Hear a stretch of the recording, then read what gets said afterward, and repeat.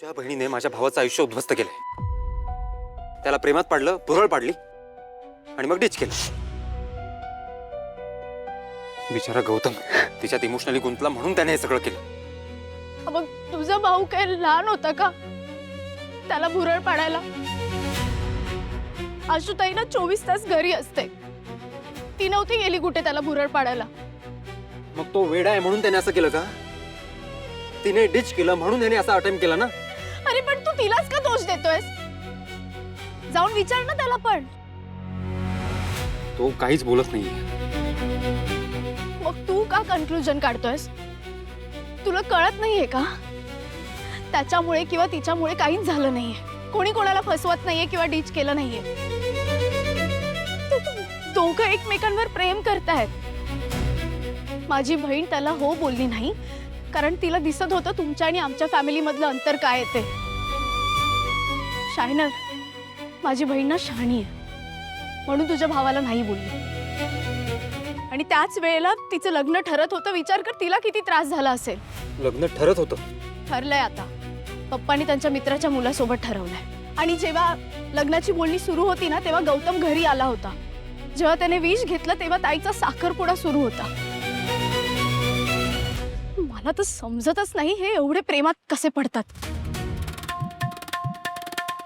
आणि आशुताई तर ना तू जितकी साधी मुलगी इमॅजिन करशील ना त्यापेक्षा पण साधी आहे ती. तिच्याने मम्मी पप्पांचा एक पण शब्द खाली पडू देत नाही. हे सगळं तुझ्या भावामुळेच झालं असणार म्हणूनच ती कन्फ्यूज झाली असेल. रोमिओ बनून तिच्या मागे फिरला असेल पण ती नाहीये कोणाला फसवून डीच करणार. कळतच नाही लोक प्रेमा बिमाचं नाटक कसं करतात. काय गरज आहे? एक्झॅक्टली. म्हणूनच मुलींपासून लांब असतो मी. माहिती काय, प्रेमात पडणारे लोक ना दुसऱ्यांना इरिटेट करतात आणि हे त्यांनाच समजत नाही. उगाच गोंधळ वाढवायचा मग फॅमिली इन्व्हॉल्व होते. मुळात प्रेमात विमात पडायची गरजच काय? नाहीतर काय. गपचूप आई बाबांनी सांगितलेल्या मुलाशी लग्न करायचं सिंपल आहे. टोटली.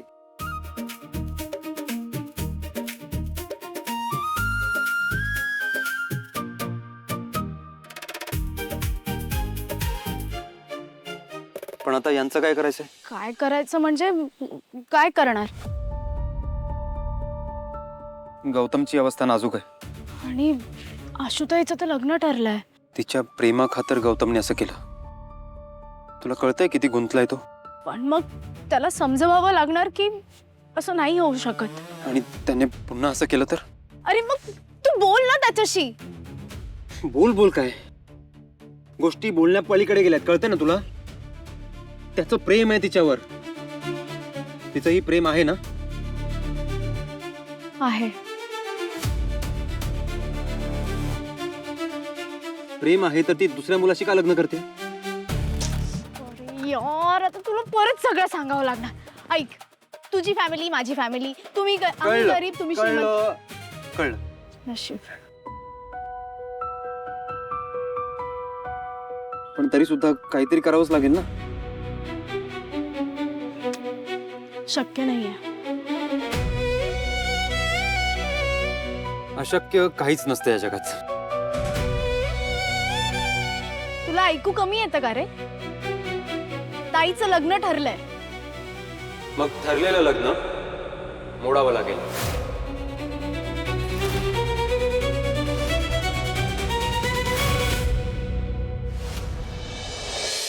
साक्षी, जरा 2 दिवस थांब ना अजून. आई, आता गौतमला बरं वाटतंय ना? आणि तुला माहिती आहे आकाशचा बिझनेस नवीन आहे. त्याच्या एकट्याची किती धावपळ होते म्हणून निघाले. बोलत राहा गौतमशी. त्याने कोणाशी तरी बोलावं, मोकळं व्हावं असं वाटतं मला. आई, एक विचारू? हा, तू खरंच गौतम आणि समायराचं लग्न लावणार आहेस का? नाही म्हणजे त्याचं कोणा दुसऱ्यावर प्रेम आहे त्याचं काय? काय प्रेम बिम काय नसतं का? नुसत्या प्रेमाने पोटबीट नाही भरत. म्हणजे काय मी प्रेमाच्या विरोधात नाहीये, पण कोण आहे ती मुलगी साक्षी? गौतमच्या इतक्या मैत्रिणी आहेत, आपल्याला माहिती आहेत की नाही बऱ्याचशा. मग याच मुलीविषयी का नाही सांगितलं त्यांनी आपल्याला? अजूनही का लपवतोय? म्हणजे काहीतरी चुकतंय, काहीतरी गडबडतंय. म्हणून सांगत नाहीये ना तो. आणि दुसरी महत्वाची गोष्ट, जर खरंच काय ते म्हणतेस ते प्रेम बीम असेल, काळजी असेल त्या मुलीला, तर हॉस्पिटलपासून आत्ता घरापर्यंत एकदाही भेटायला आली नाही, फोन नाही, याला म्हणतात का प्रेम काळजी? बट यू नेव्हर नो आई, कदाचित तिला हे सगळं माहीतही नसेल किंवा गौतमचं एकतर्फी प्रेम असेल. ती पॉसिबिलिटीज खूप आहेत ना. ती मुलगी चांगलीही असू शकते. मुलगी वाईटही असू शकते, चुकीचीही असू शकते.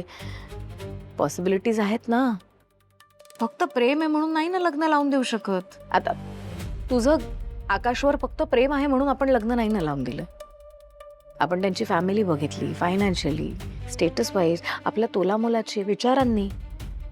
हे लक्षात आल्यानंतर तुझं लग्न लावून दिलं ना, तेही महत्वाचं आहे.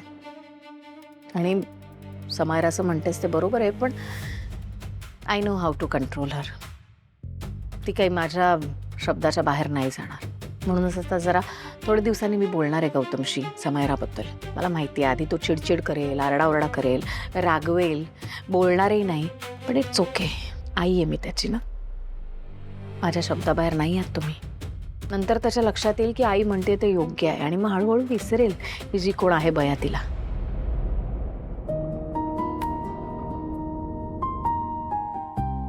हिमतियाचं सांग गाडीत मागे आंब्याच्या पेट्या ठेवल्यात त्या काढायला. मी येते. जा.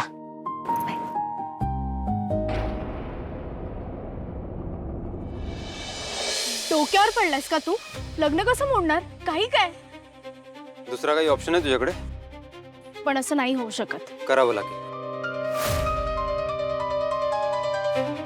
तुला जितकं सोपं वाटतंय ना तितकं सोपं नाहीये हे. मम्मी पप्पांना काय बोलणार? माझ्या घरचे सेलिब्रेट करणार नाहीयेत, आनंद होणार नाहीये त्यांना. आणि परवा हॉस्पिटलमध्ये जे झाले ना, त्यानंतर आईला कसं समजावू तेच. त्यांना गरीब घरातली मुलगी सून म्हणून नकोय. त्यांच्या स्टेटसची मुलगी हवी. त्यात आम्ही ड्रामा आता करतो. नको करूस. आपल्याला सॉल्युशन हवंय. ताईचं लग्न ठरलंय आणि ते मोडणार नाही.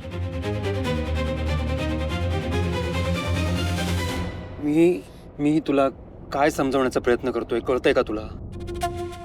डॉक्टरांचं स्पष्ट मत आहे, गौतमची मानसिक स्थिती नाजूक आहे. जर तुझ्या बहिणीचं लग्न झालं ना तर गौतम मरेल किंवा डिप्रेशन मध्ये जाईल, त्याचं आयुष्य उद्ध्वस्त होईल.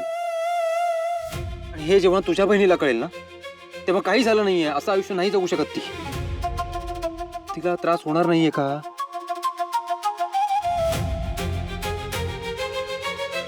माझ्या घरच्या गोष्टी कशा सांभाळायच्या मी बघ, तुझ्या घरचं तू बघ. अरे पत्रिका छापायला गेलेत पप्पा. मम्मीने लग्नाची तयारी सुरू केली. ताईचं लग्न स्वप्न आहे त्या दोघांचं आणि खूप खुश आहेत ते दोघं. तो मुलगा चांगला आहे, घर चांगलं आहे. पप्पा तर एवढे खुश आहेत ना कारण त्यांची मुलगी एका चांगल्या घरी जाणार आहे.